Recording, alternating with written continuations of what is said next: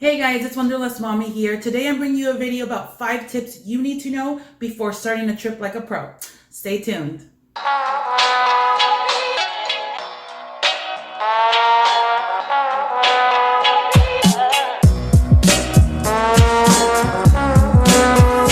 Hey, like I said, it's Wanderlust Mommy here bringing you another episode of tips and tricks on how to travel. I'm going to try to bring you a lot more content. And this is a verse video, and let's dive right into it. I've been traveling for, I would say, the last 10 years, and I started traveling a lot with obviously like my parents when I was younger.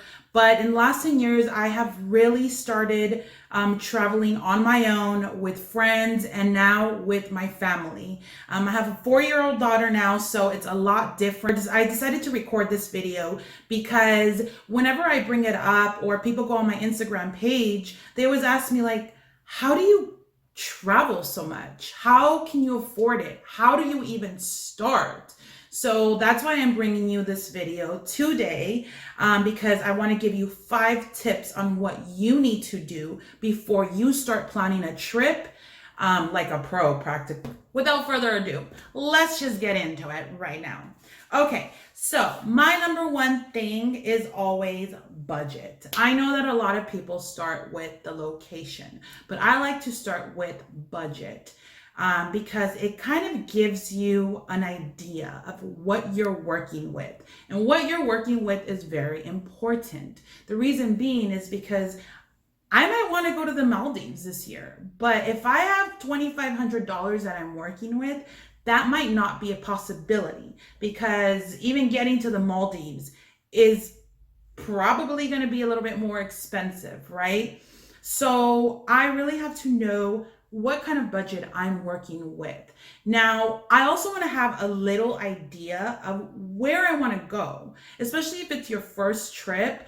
A lot of the times you've always wanted to go to one place. For me, that was Thailand. I used to travel all over Central and South America when I was younger, but that one place that I always wanted to go to was Thailand because I was into Leonardo DiCaprio and I got inspired by the movie The Beach. And I know it's a book too, but I got inspired by the movie, and that's when I really wanted to go. And I just set my mind to it and I took that trip. So I already had an idea, but I just did not know how to even begin to start booking, traveling. Like I didn't know anything. So you want to have a little bit of idea, but the first thing is the budget. How much are you working with? Have you saved money for the trip? And a lot of the times, I'm going to say this, it doesn't matter if you don't have money saved up yet, but if you have even $500, $700, you can start with that small budget, okay? Because now we have, like I said, a lot of search engines that will allow you to put in the budget that you have, and you can go from there. Number one is budget. Have an idea of how much you're working with, how you're going to save that money, if you're going to be paying with cash, if you're going to be paying with credit cards, if you have points, all of that good stuff. Okay. Number 2 is location and flights. Now, so Momondo is always my go-to search engine for flights. The reason being is because it has always proven to given me kind of like the cheapest flights. That's me though. I know that a lot of other people use other search engines that I'm going to be talking about here. But Momondo is just my go-to, and their website is really pretty too. So now the great thing with Momondo is that it allows you to get a general estimate of how much the tickets are going to be in that month. So let's say you want to go to Thailand in April. So you go onto Momondo, and so this is Momondo's website. And let's say we're going from Los Angeles to Thailand. Let's say we chose Friday, April 3rd to Sunday, April 12th. And I put any stops. I'm not going to filter it out. The flights are not that bad. So it kind of shows me an estimate here of how much the flight will be to Bangkok, which is $419. So now I can click on that and it'll show me here on the right Bangkok. I can click on that. It'll show me pictures. That's why I like this website too. But it'll kind of allow me to check the prices. But even before I go on to this page, if you did see, it allows me to also see what the prices of the countries around there or the cities around there are. So even if I see that Bangkok is maybe over my price limit of what I want to pay, I can check around. So then I chose Bangkok, and up here you can see it shows you cheapest, best, quickest, custom. So you can pretty much customize anything that you want. For me, I want the cheapest. And mind you, it depends also. If you want to get there faster, especially going to Asia, you don't want to waste any time, then you would want to go for the best. It's going to be a little bit more expensive, but it's not going to have like an 18-hour layover. So if you notice, the cheaper ones, they always have like a layover, 2 stops. They are pretty cheap. You can see here. The cheapest I can get probably is $4.29. So let's look at this one. And this one leaves at 2:20 p.m., which is not bad, but I usually go for red eyes. Okay, so you can see here the flight. And this one says it requires overnight stay. So automatically, I do not want this flight because I do like layovers, but I do not like overnight layovers because that means that you're going to have to pay a hotel. So maybe taking a more expensive flight would be better. This one leaves at 12:15 a.m., which is perfect because, like I said, I like red eyes. And this one takes me to a different page. Like I said, if you're not comfortable with buying your tickets on the third-party pages, you can always just look at the flight and then go on the website of the airline. But a lot of the times it's going to be more expensive. So this one you can see has layover, and it's 21 hours getting there. The layover is 3 hours and 50 minutes. Not that bad. But coming back, whoa, no, no, no, no. So that one's not good either. So I would continue my search. But that's what you want to do. You want to play around with it, and you want to kind of get an idea of how much the flight is going to cost. Now, let's say you encounter the dilemma where your trip to Thailand is way too much. And whatever budget you might have, let's say out of the 2,500, you only want to spend 700 on your flight.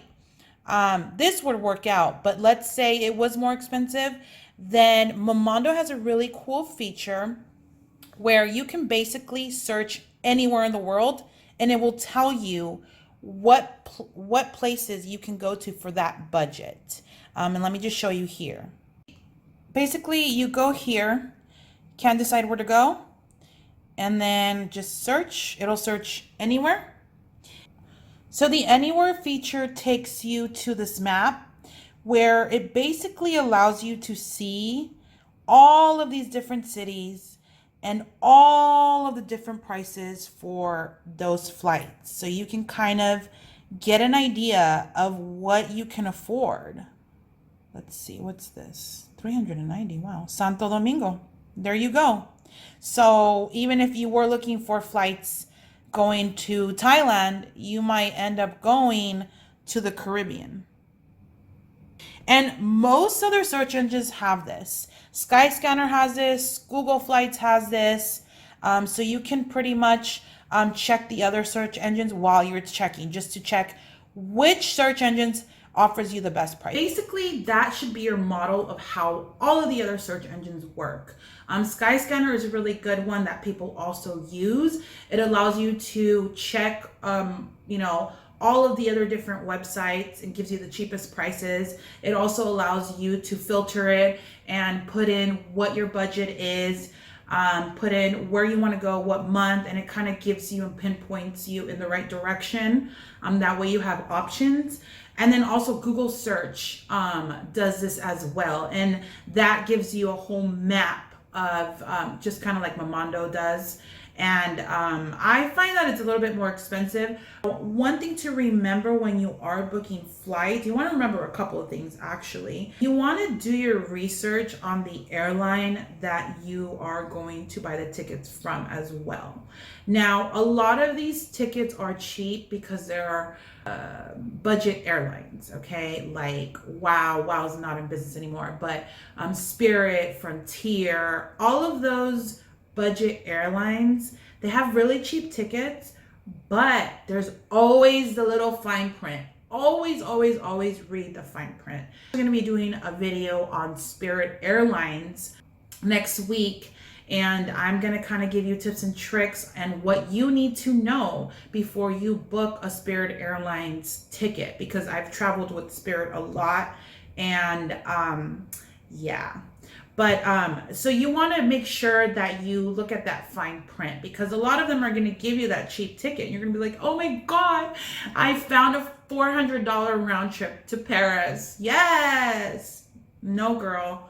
No. Because once you get to the airport, they're going to want to charge you for your bags. They're going to want to charge you for like checking in. They're going to want to charge you for your boarding ticket. They're going to want to charge you for your seat. They're going to want to charge you for water.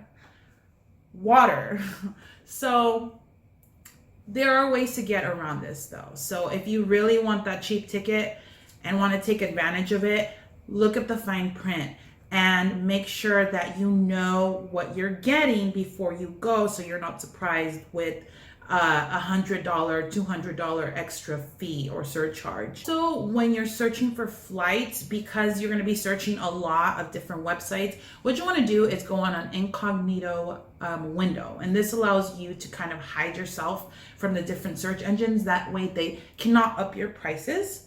Another tip for booking your flights is know when to book. You want to typically book, let's say, on a Tuesday to Thursday. And the reason being is because typically after Thursday, airlines start upping their prices for the weekend. So Tuesday night, I have found has been the cheapest. The trick that I'm going to give you is try to book your flight at least 6 weeks in advance. Being is because you want to give yourself enough time.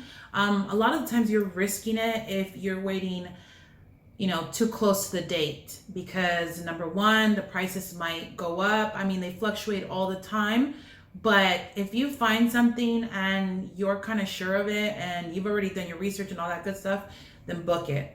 Okay. Now, number 3, one of my favorites, accommodations.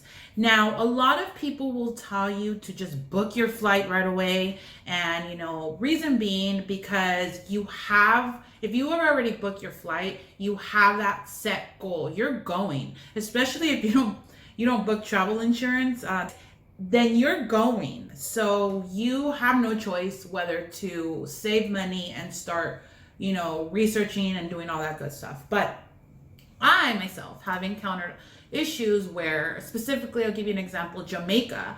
I was traveling to Jamaica. I found really cheap tickets, like a flash sale. And I wanted to get them. Like, I wanted to just get on a plane and go and put my toes in sand. But I started looking at the accommodations. And the accommodations, no. Just no. It kind of like burst my bubble, but it gave me a reality check. Like, no, you're not going to Jamaica right now. No. It was practically peak season. I had found those tickets on a flash sale. I don't know how. I just did. And everything was super expensive as far as accommodation. And it was going to be just over $1,000, like staying there for 5 days. And yeah, I couldn't, So I always, now what I do is I kind of, as soon as I find an estimate of the flight and where I'm going, I will start looking for accommodation. And right before I start looking for accommodation, I start researching the area where I want to stay. Now, there's a couple of things that you can do to research the area where you want to stay, start researching. One is just go on Google Earth, start looking at the different areas. Go on Google search and just start typing in, what are the best areas to stay in. And then it's 2020. Utilize your resources. Facebook, you have Instagram, you have Snapchat, you have YouTube, and you can basically go read blogs, go do your research, and then go look at the visuals and see, okay, is this a place where I want to stay around? Does it have good transportation? Is it, close to the things that I want to see? Just pinpoint where you kind of want to stay. And then once you know that, you can start looking at those cities when you search. Now, before you look at accommodations too, you kind of want to get an idea of what kind of traveler you are. Now, let's say it's your first trip, you don't know what kind of traveler you are. I would say maybe, just maybe, especially if you're a solo traveler, I would suggest maybe staying like at a hostel, especially if you're on a budget. That's going to be probably the cheapest route. And it'll also allow you to meet people. A really good website for that would be hostelsworld.com. I know that you can even network with people there. And then you can search through thousands of hostels all over the world. Next would be Airbnb. Airbnb is very affordable. And then it also allows you to search, accommodations in different cities. And it also gives you that homey feeling. If you don't want to be packed in with all the other tourists, it allows you to feel like you're renting an apartment or you have a home in that city or destination where you're going to. Now, if you're the type of traveler that wants to go and relax, you want those amenities like pools and spas and trails and just like kid services, babysitting services, then you're probably going to want to go with a hotel or a resort. There is a lot of search engines that offer a wide variety of options, and they'll also fit in your budget. You can also filter. My go-to is always, I have a lot of go-tos, but one of them is hotels.com. Hotels.com is amazing. It's one of the cheapest that I've found in the past year. And hotels.com also allows you to do a feature where you can book now and pay later. I love this feature personally because it allows me and save a spot somewhere. So if I end up not even going to that destination, or if I end up seeing something cheaper on a different website, I can cancel. Make sure you look at that fine print as well, but that's a really good feature if you're just kind of looking at estimates. Booking.com also allows you to do that. But all of these websites, you kind of want to play around with the 3 different apps. Expedia.com is another good one I find. And those 4 websites, you want to get at least maybe even the apps on your phone. That way you kind of have and see the different pricing, because you can really save money. Now, that's if you want to stay at a hotel or a resort. And actually that I didn't talk about is couch surfing. I know that a lot of people, do that. I have never done couch surfing, but it is an option that you have if you do feel comfortable with that. And I know that there's even a forum that you can go to and you can connect with people. And it's also a way for you to kind of immerse yourself into the culture, because you might be staying with a local family and then helping them out in turn as well. So those are the kind of like 4 different travelers. So according to whatever type of traveler you are, you have a lot of different options. So the point is to kind of get an estimate of how much you're going to be paying for your accommodation.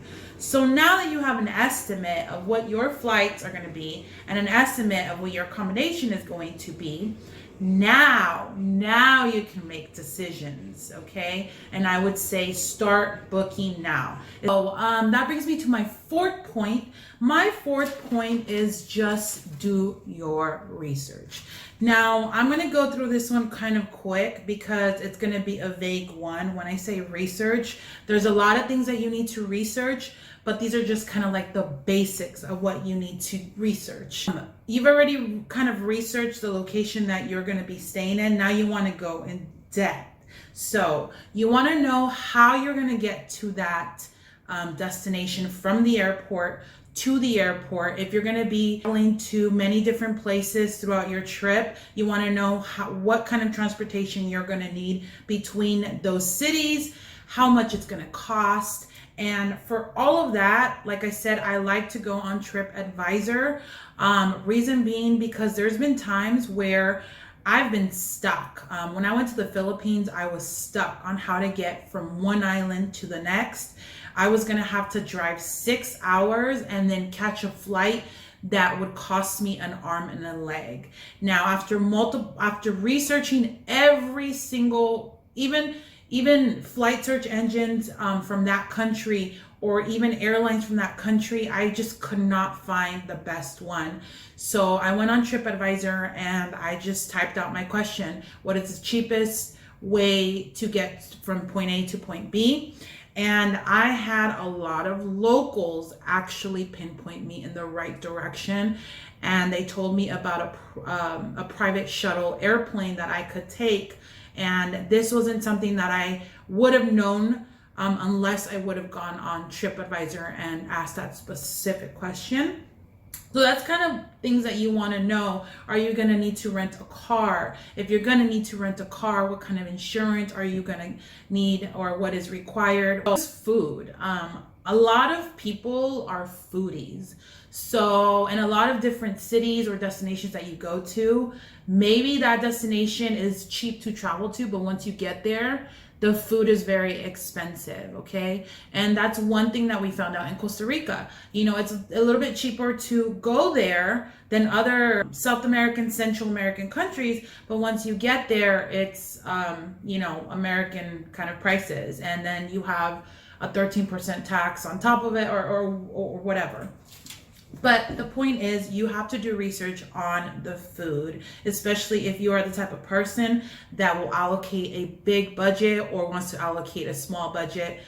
So another one is travel insurance. I'm not going to go too much into detail with this because I'm going to be doing another video again. But you want to make sure that you research the travel insurance and what falls under the travel insurance. One of the worst things that can happen is you being left stranded somewhere because you miss a flight and you have to buy a whole nother ticket, and yeah, that's not fun. That's just one situation that can come from that, not having travel insurance or not being knowledgeable about it. So number 4 is visas and vaccinations. Now, there are certain countries that you travel to that require visas. So you want to make sure that you do research on this prior, because you don't want to get to that country and then get denied from going in, or also have to pay a large fee which you did not incorporate in your budget. Another thing is vaccinations. A lot of countries require vaccinations, so you want to make sure that you do some research. That way you can get vaccinated before you go. 5 is what to pack for the weather or the season that you're going to. Another thing is, do not overpack. Another thing is phone and internet. Are you going to need an SD card? Is the country that you're going to, do they have restrictions on certain websites? So you want to know about these things. That way you can prepare accordingly. Currency is a big one. You want to, number 1, know what kind of currency is used in the country that you're going to.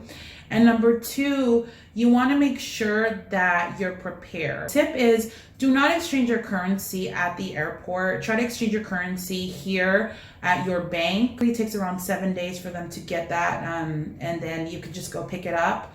Or you can exchange it at a bank in the destination that you go to. At the airport, they will charge you higher exchange rate fees. So you don't want to do that. Number 9 is the language. Download at least Google Translator. Reason being is because, it's just polite. It's just a thing you should do. You shouldn't go to another country and expect them to speak your language. Last but not least, number 5, be open-minded. Be open-minded to everything from the beginning to end. Like I said, you might start this travel planning journey with an idea that you want to go to Thailand, but once you start checking everything, maybe that might not be within your budget, or maybe you might not want to go anymore after you start researching or whatnot, whatever. So be flexible, be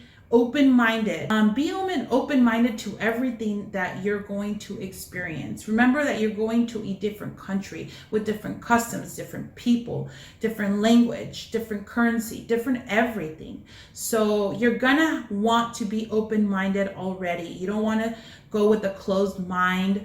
Like I said, be mindful of the culture, be mindful of the people, be mindful of the animals. I really hope that this video inspired a lot of you. I know that a lot of people think that you need thousands of dollars with this huge budget to travel or start planning like a pro, but you know, you really don't. All you need is the right tools, the right direction to point you in, and to start saving a little bit of money. So I hope this video helps you on the tips, the tricks, the steps that you need to follow to start planning your next trip. If it's your first trip, then yeah. If you have any questions, if you have any suggestions on other videos that you want me to bring you or other content, please send me messages. Comment down below, and if you like this video, please like it and subscribe. I'm trying to grow my channel. This is a baby. This is like a little baby channel, so I hope that I can grow it with you guys. I hope that I can grow a community where we feel comfortable to share things with each other. And like I said, you know, one of the things that you really need when planning a trip is, you know, after doing your research, just book it. Like Jennifer Love Hewitt said, and I Know What You Did Last Summer. What are you waiting for? Bye, Wanderlust Mom.